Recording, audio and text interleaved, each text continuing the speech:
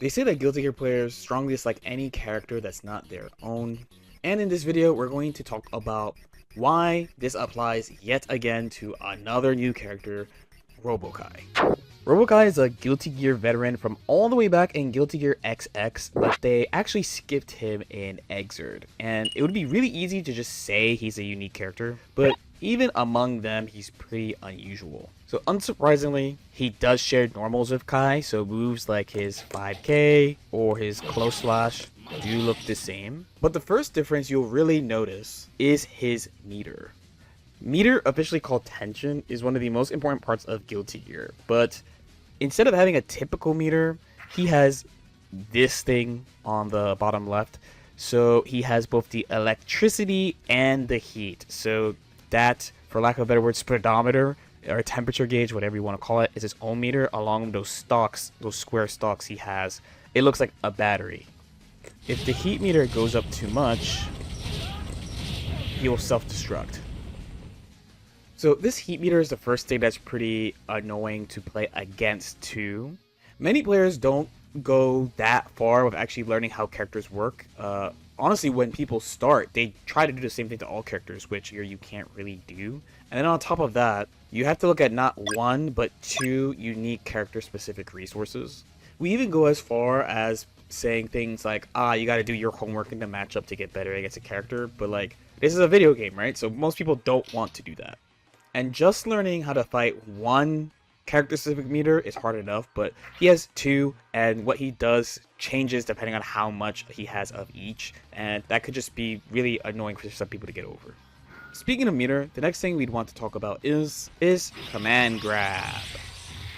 This command grab drains the opponent's meter, and it's a huge deal in Guilty Gear, and it would be a massive deal if they let him have that in GGST. Why? Because you need meter for combos, you need meter for neutral, you need meter for offense, you need meter for defense. Like, meter helps everything in every Guilty Gear game.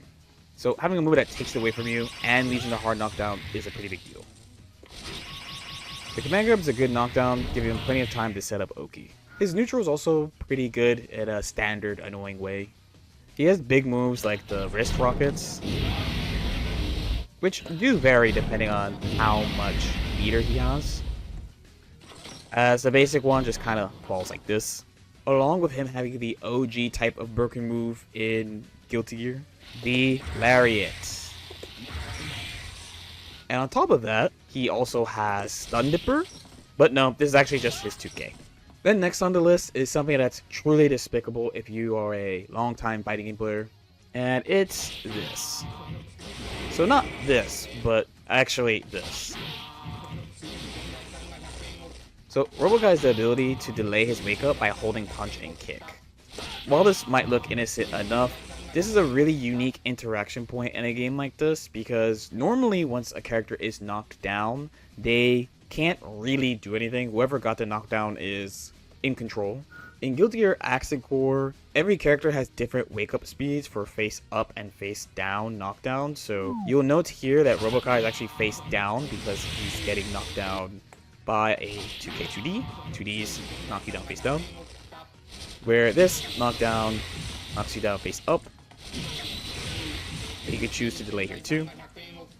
The thing is, many characters' win cons are around getting hard knockdowns, and even with the variability in when characters get up or face down, you can still plan for that. So him being able to alter that despite that is still a pretty big deal. In a lot of other fighting games, people usually complain about delay wake up. Like, personally, in my case, one of the big things I didn't like about Dragon Ball FighterZ, for example, was how many ways you could vary your wake up and delay your wake up. And for another example, when BlazBlue came out, one of the biggest complaints about the game was the knockdown system, because you could roll and vary your wake up. So people tend to find delay wake up quite obnoxious to deal with. Finally, he has some strivisms, for lack of a better word. The character has high damage and high HP. He has access to the damage a bunch of ways, but the main one that I usually see is with his Farsi. In Strive, the game had the same weight system as previous Guilty Gears up until I believe Season 4, and Robo Ky is really similar to what Leo used to be. He looks like a normal character, so what this means is where this would be like a typical basic melee combo in this game. Because of Robokai being small and heavy, it can actually be pretty hard to get this off.